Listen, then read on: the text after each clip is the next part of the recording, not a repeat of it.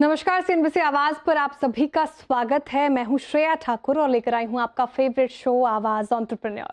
यहाँ हम बात करते हैं उन ब्रांड्स की जो भारत में इनोवेशन और क्वालिटी के नए स्टैंडर्ड सेट कर रहे हैं, साथ ही स्टार्टअप इकोसिस्टम के नए ट्रेंड्स, इंस्पायरिंग स्टार्टअप स्टोरीज और स्टार्टअप वर्ल्ड के बड़े मुद्दों पर भी होगी चर्चा। डिजिटल इंडिया के दौर में जहां फिनटेक कंपनियां शहरों में तेजी से विस्तार कर रही हैं, वहीं एक कंपनी देश के आखिरी छोर तक बैंकिंग और डिजिटल सर्विसेज पहुंचाने का दावा कर रही है। 2016 में शुरू हुई पे नियर बाय आज 12 लाख से ज्यादा रिटेल पार्टनर्स के नेटवर्क के जरिए 50 करोड़ से ज्यादा ग्राहकों तक अपनी सेवाएं पहुंचा रही है। मोहल्ले की दुकानों को डिजिटल बैंकिंग हब में बदलने वाली इस कंपनी ने अब महिलाओं पर खास फोकस बढ़ाया है। पे नियर बाय का दावा है कि वो गृहिणियों को डिजिटल दीदी में बदलकर 2030 तक 3 करोड़ लखपति दीदियां तैयार करेंगी। लेकिन सवाल है, जमीनी स्तर पर यह बदलाव कितना वास्तविक है? क्या ये सचमुच महिलाओं को आर्थिक रूप से सशक्त बना रहा है या ये सिर्फ एक बड़ा लक्ष्य है? आइए समझते हैं डिजिटल नारी प्रोग्राम के पीछे की पूरी कहानी पे नियर बाय के डिजिटल नारी की प्रोग्राम डायरेक्टर जायत्री दास गुप्ता से। Jayatri, thank you for joining us, welcome on the show. Thank you so much Shreya, it's a pleasure talking to you और आपके सभी दर्शकों को मेरा नमस्कार। अच्छा, सवाल पहला यही कि पे नियर बाय है क्या, करती क्या है, इसकी जर्नी समझाएं। जैसे आपने कहा है 2016 करीबन 10 साल पहले पे नियर बाय का फॉर्मेशन हुआ है। हमारे जो एमडी एंड सीईओ है मिस्टर आनंद कुमार बजाज, वो देश के कई अव्वल बैंकों में बहुत सीनियर पोजीशंस में थे, कई सारे पेटेंट्स उनके नाम पे है, पर वो आते हैं बहुत छोटे गांव से। तो उन्होंने अपने ग्रोइंग अप ईयर्स में ये देखे हैं कि अगर बैंकिंग और डिजिटल सर्विसेज लोगों तक नहीं पहुँचे तो ग्रोथ में एक स्टंटेड ग्रोथ होता है, एक प्रॉब्लमेटिक होता है। तो इसी उद्देश्य में उन्होंने अपने बैंकिंग जर्नी में ये स्थिर किया था कि एक दिन वो एक कुछ ऐसे ऑर्गेनाइजेशन बनाएंगे जो बैंकिंग सर्विसेज, जो फिनेंशियल सर्विसेज लोगों के लिए बहुत आवश्यक होता है दैनिक जीवन में आगे बढ़ने के लिए, वो सारे कैसे आसानी से गांव तक पहुंचाए। उसी उद्देश्य से 10 साल पहले पे नियर बाय शुरू हुआ है। हमारे पार्टनर्स कई सारे बैंक्स और फिनेंशियल इंस्टीट्यूशन से हम सारी सर्विसेज एक प्लेटफॉर्म में लाते हैं और जो हाई एंड टेक्नोलॉजी है वो सिंप्लीफाई करके लोकल रिटेलर्स के माध्यम से हम कोशिश करते हैं कि हर नागरिक तक वो सारे सर्विसेज पहुंचाए। तो आप जैसे जानते हैं कि गवर्नमेंट कई सारे सब्सिडीज और डीबीटी लोगों को पहुंचाते हैं, राइट। वो सब्सिडीज अगर बैंक अकाउंट पास में नहीं हो तो 50% के ऊपर वो सब्सिडीज लोगों के हाथ में नहीं पहुंचता है। तो हर नागरिक की उन्नति के लिए ये बहुत ज़रूरी है कि बैंक में जो पैसा है उसका आसान पहुँच उन तक पहुँचे। तो एटीएम विड्रॉल, सेविंग्स खाता, यूपीआई एनेबल्ड सेविंग्स खाता ताकि डिजिटल पेमेंट लोगों तक पहुँचे, इंश्योरेंस, क्रेडिट, इन सारे सर्विस एक प्लेटफॉर्म में हम लेके आए हैं। आज 25 से ऊपर सर्विसेज हमारे प्लेटफॉर्म पे है और करीबन जैसे आपने कहा 12 लाख रिटेलर्स हमारे साथ काम करते हैं और उनके थ्रू 1 लाख करोड़ के फिनेंशियल इंक्लूजन सर्विसेज हम लोगों तक पहुंचाते हैं। वेरी इंटरेस्टिंग जायत्री जी की पे नियर बाय करते क्या है वो हमने समझ लिया, लेकिन आज का जो मुद्दा है वो है डिजिटल नारी प्रोग्राम। ये क्या है, इसके लॉन्च के पीछे की इंस्पिरेशन क्या थी? क्या आपने सोशल इम्पैक्ट विजन के तौर पर इसको शुरू किया या फिर पे नियर बाय की एक बिजनेस स्ट्रैटेजी है ये? बहुत बढ़िया क्वेश्चन है। देखिए, अगेन हम सब जानते हैं कि भारत के जो 50% नागरिक है वो हम महिलाएं हैं, राइट।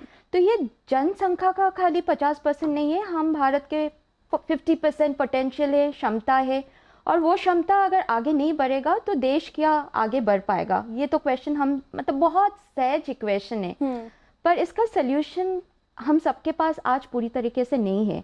अगर आप फिनेंशियल इंक्लूजन के नंबर्स देखते हैं, और at the core PayNearby is a financial inclusion organization, right. अगर आप देखते फिनेंशियल इंक्लूजन के नंबर्स तो अभी भी उसमें जेंडर गैप है। हम जानते हैं कि जन धन, आधार, मोबिलिटी, यूपीआई के कारण आज 95% of the adult population in India उनके पास एक बैंक अकाउंट है और उसमें मेल फीमेल डिफरेंस उतना ज़्यादा नहीं है, महिलाओं के पास भी बैंक अकाउंट है। पर अगर आप एक्चुअल यूसेज देखते हैं कि कितने महिलाएं वहाँ पे सेविंग्स कर रहे, कितने जनों के पास क्रेडिट, फॉर्मल क्रेडिट है, कितने जनों के पास इंश्योरेंस है। इन सारे तथ्यों में, इन सारे स्टैटिस्टिक्स में आप बहुत बड़ा गैप महसूस करोगे। अब it's a known fact that in सारे में फाइनेंशियल इंडिपेंडेंट अभी भी नहीं है महिलाएं, आप ये कह रही हैं। हाँ, अकाउंट तो है, फाइनेंशियल बैंक अकाउंट तो है, पर actual usage of the account नहीं है, अवेयरनेस नहीं, ठीक है, यूसेज नहीं है। तो वो यूसेज क्यों नहीं है? हम जैसे कई सारे ऑर्गेनाइजेशन है जो फाइनेंशियल इंक्लूजन में काम कर रहे हैं और बहुत बढ़िया काम कर रहे हैं, इसीलिए तो 95% ऑफ द एडल्ट पॉपुलेशन के पास अकाउंट है। तो we went to the field to figure out कि क्यों नहीं है। अगर आप बिजनेस कॉरेस्पॉन्डेंट इंडस्ट्री देखोगे, जो एक बहुत महत्वपूर्ण कड़ा है फाइनेंशियल इंक्लूजन में, वहाँ पे 90% ऑफ द पॉपुलेशन जो एजेंट्स है वो मेल है। और हमारा सोशल स्ट्रक्चर्स अगर आप देखोगे तो female still find it difficult एक मेल को अप्रोच करके सर्विस लेने के लिए। तो ये बहुत उभर के आ रहा है कि हमें अगर महिलाओं तक फिनेंशियल सर्विस पहुंचाना है, हमें कोशिश करना होगा कि हमारे जो एजेंट्स हैं वो भी महिलाएं हैं। तो इसी के बैकग्राउंड पे हमने ये डिजिटल नारी प्रोग्राम शुरू किया है विद द ऑब्जेक्टिव कि भारत के जो 6 लाख गांव है, हर गांव में हम ऐसा एक महिला तैयार करें जिनको हम ट्रेन करें, कैपेसिटी बिल्ड करें, जिनको हम डिजिटली savvy बनाएं, ताकि वो डिजिटल सर्विस प्रोवाइडर बन के बाकी महिलाओं तक वो सारे साधन पहुंचा पाए जो एक कंफर्टेबल लिविंग, एक ईज ऑफ लिविंग के लिए बहुत ज़रूरी है।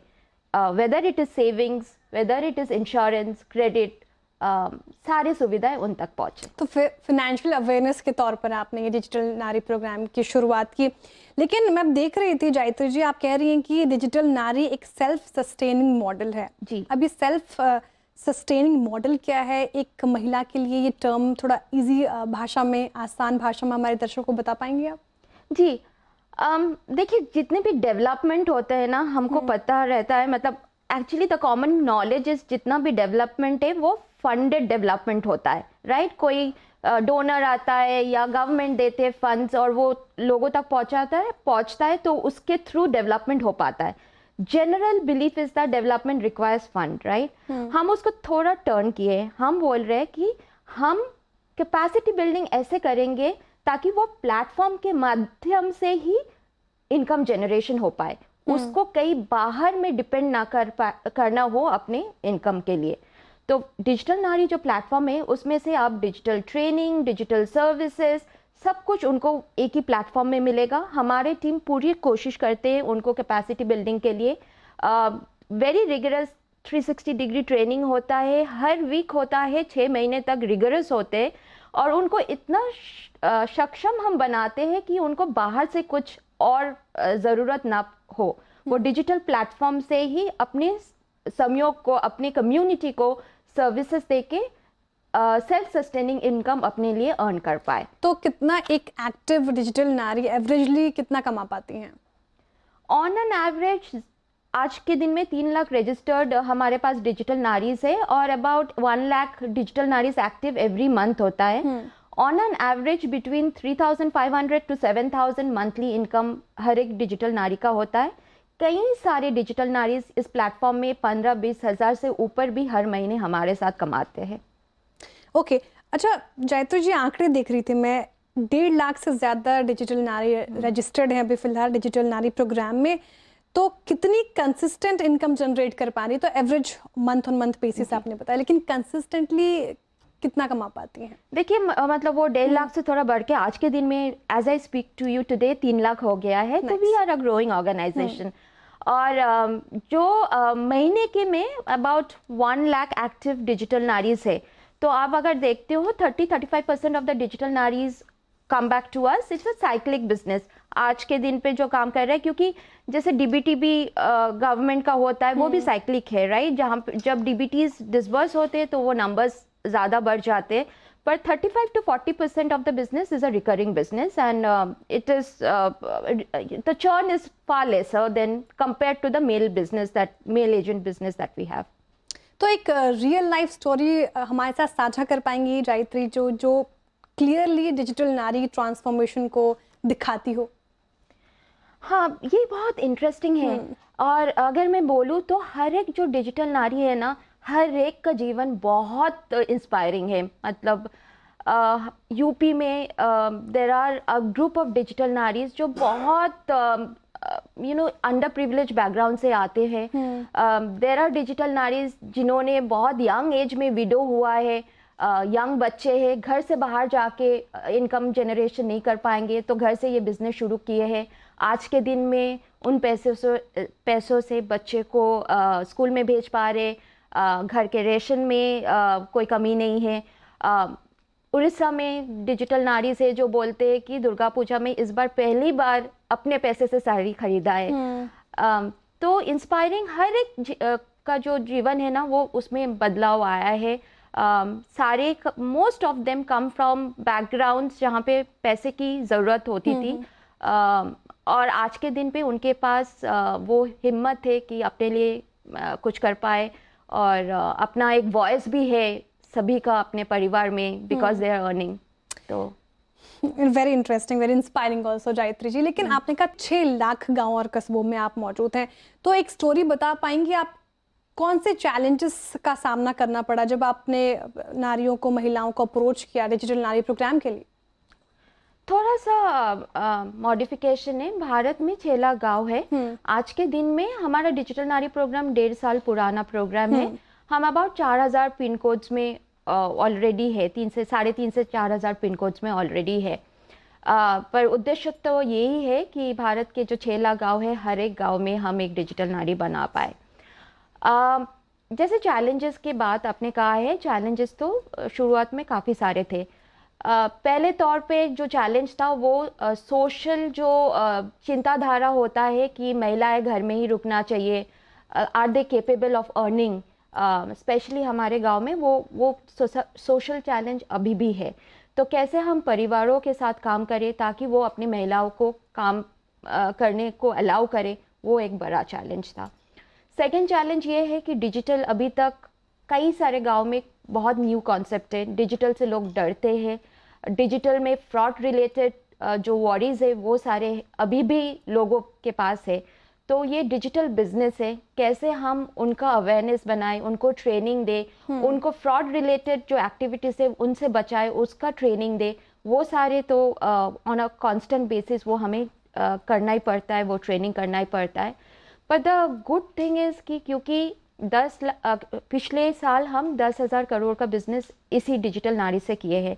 जो जैसे सक्सेस स्टोरीज होता है वो कम्युनिटीज़ के लिए भी इंस्पायरिंग होता है, और लोग भी बदलते, लोग भी अलाउ करते अपने परिवार की महिलाओं को इस प्रोग्राम में ज्वाइन करने के लिए।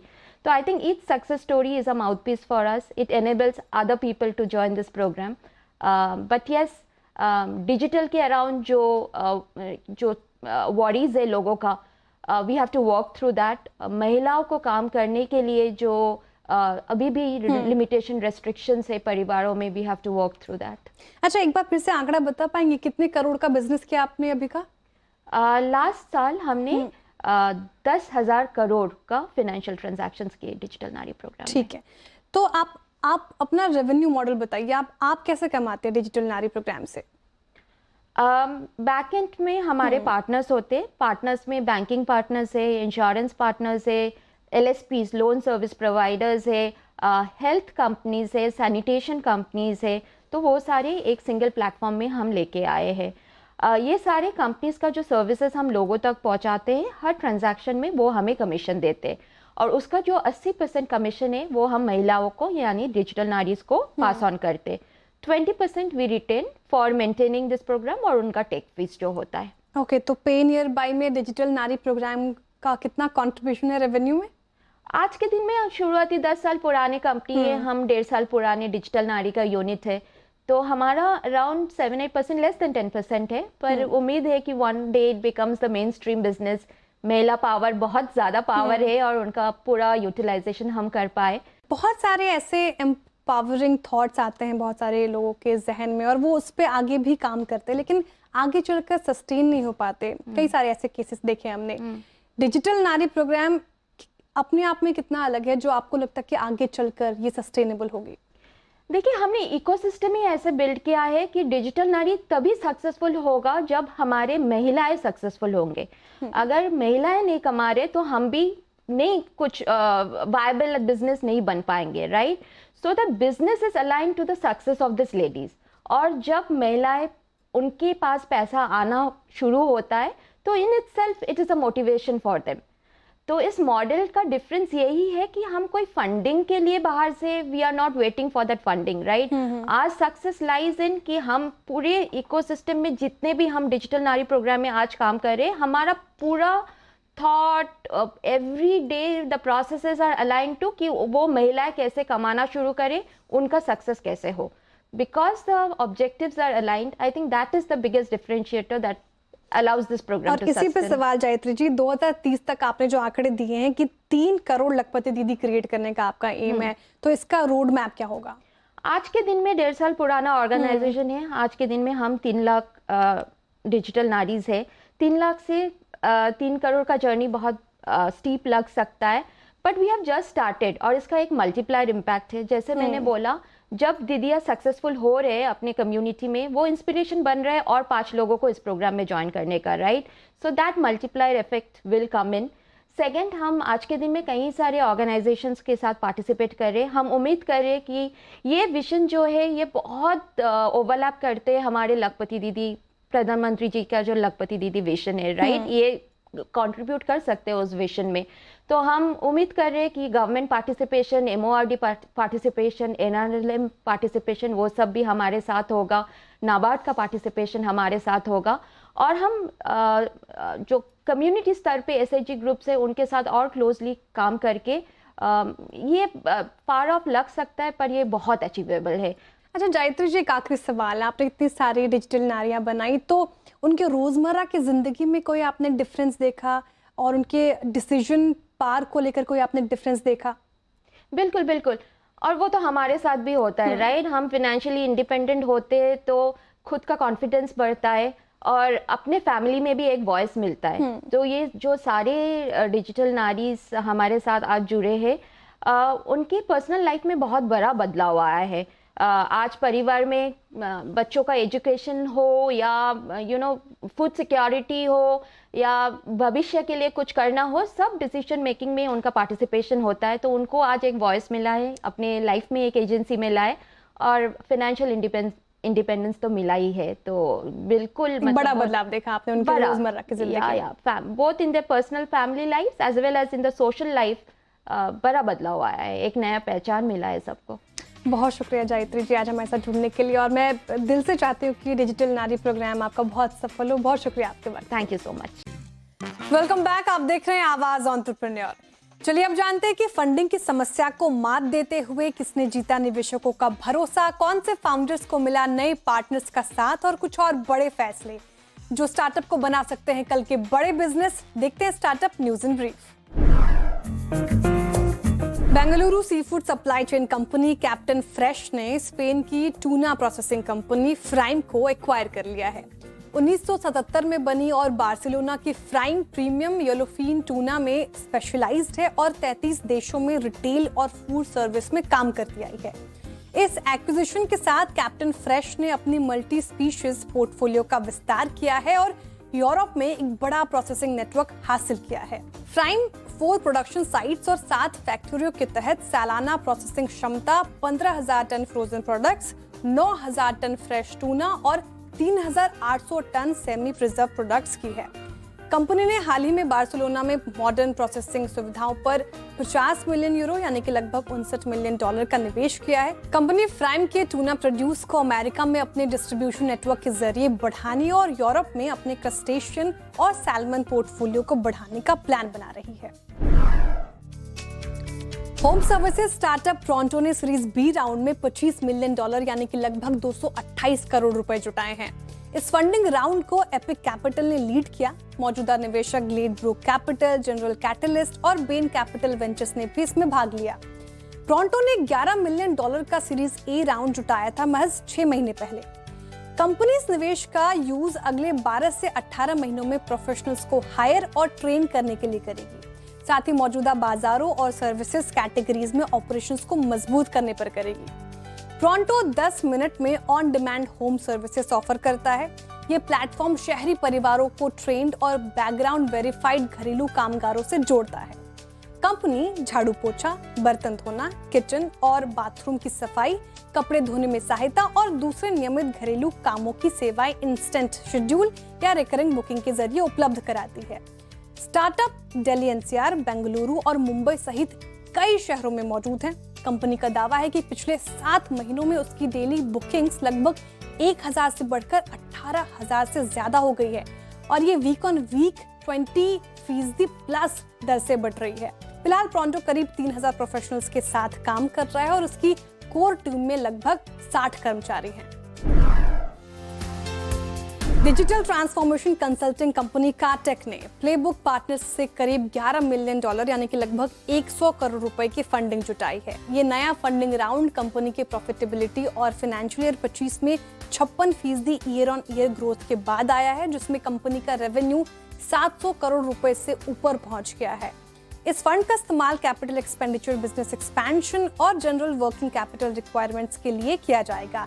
इससे पहले जुलाई 2023 में कार्टेक ने A91 पार्टनर से $30 मिलियन जुटाए थे। कार्टेक एक टेक्नोलॉजी और कंसल्टिंग कंपनी है जो SAP लेड डिजिटल ट्रांसफॉर्मेशन पर फोकस करती है। Company SAP implementation, support, cloud और डेटा सर्विसेज, AI और ऑटोमेशन, एनालिटिक्स और मैनेज सर्विसेज मुहैया कराती है, जिससे एंटरप्राइजेस को अपने बिजनेस ऑपरेशंस को और मैनेज करने, ऑप्टिमाइज करने में आसानी होती है।